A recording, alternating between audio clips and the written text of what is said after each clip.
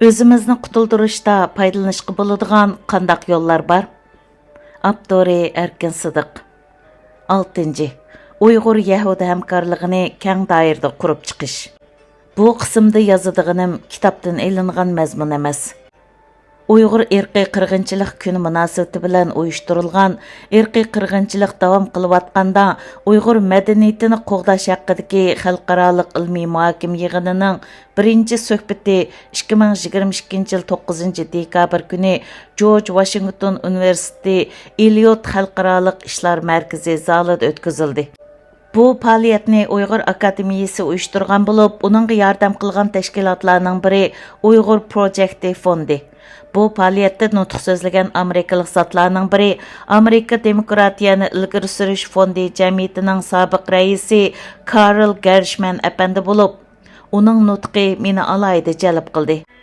Undaq bo'lishning sababi Karl apandi nutqida Yahudilarning qandaq qilib necha ming yildan keyin o'z vatanini qaytadan qurib chiqqanligi haqidagi bir qancha muhim ishlarni bayon qilgandan boshqa, u yana hozirgidek vaziyatda Uyg'urlar qandaq qilishi kerakligi haqida bir qancha muhim takliflarni o'ttirg'a qo'yganligi edi. Men Karl apandi bilan burun u ND'ning raisi vaqtidami Amerika poytaxtida ko'rishib baqqan edim.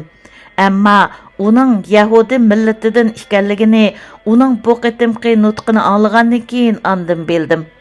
Men bu qitimqi faoliyat jarayonida Karl apandi bilan ko'rishib, uningdan so'zlagan mazmunning tekstini so'rab olmaganligimga bak pushaymon qildim.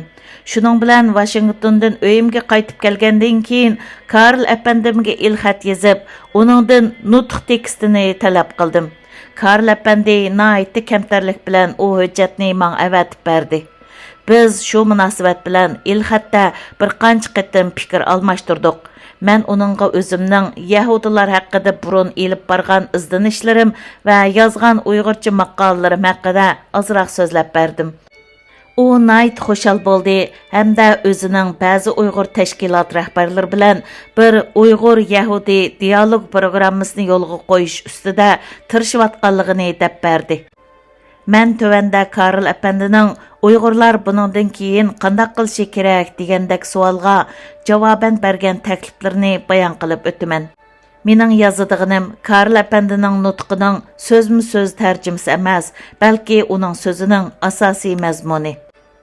Yahudilar tarixida o'tgan Akiva ismli bir rabbi bo'lib, Yahudilarning ko'p asr saqlanib qilishida uning o'ynagan roli nihoyatda cho'ng. Ya'ni Yahudilarni yo'q qilib etmoqchi bo'lgan ko'plagan imperiyalar yer shari yuzidan g'oyib bo'lib, surgunda bo'lib yashagan Yahudilarning ko'p asr o'zini saqlab qilishida Rabbi Akivaning umidi va e'tiqodi intayin muhim rol o'ynagan.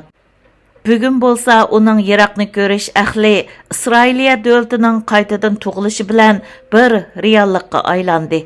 Ümid bilan e'tiqod xuddi insonlarning jinidak kam bo'lsa bo'lmaydigan ikki narsa. Ammo ularning o'zila yetarli emas.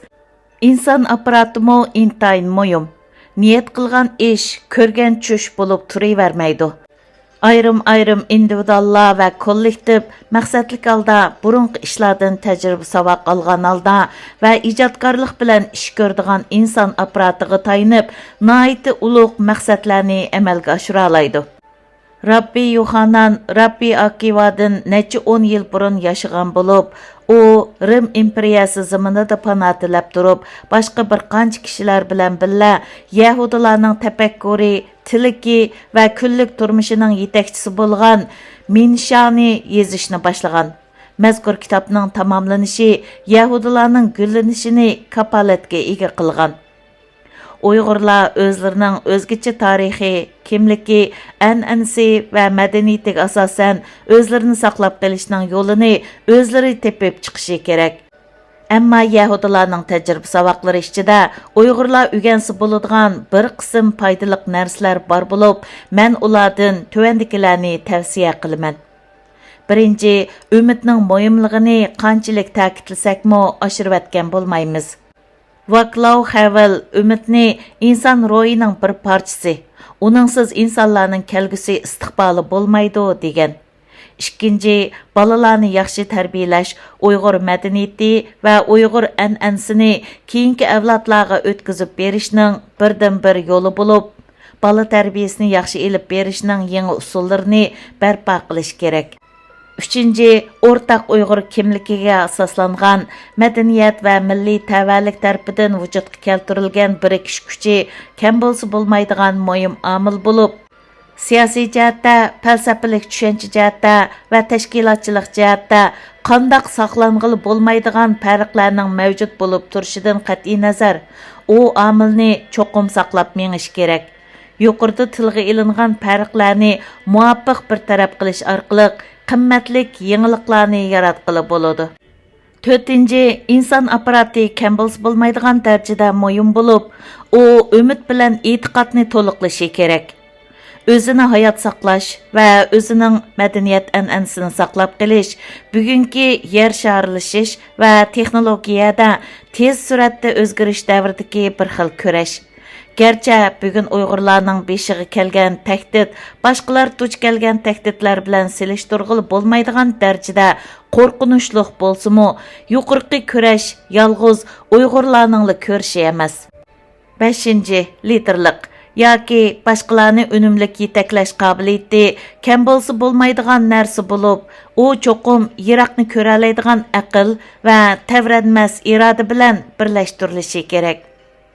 6-nji, Uyg'urlar hozir o'z beshidan kechirayotgan zulm, ko'ngil og'riqi va dard alamlar Uyg'urlarga texmi chidamliq, texmi kuchlik va uzun muddat saqlanadigan millat xarakterini, millat tavalligini va milliy kimligini ado qiladi.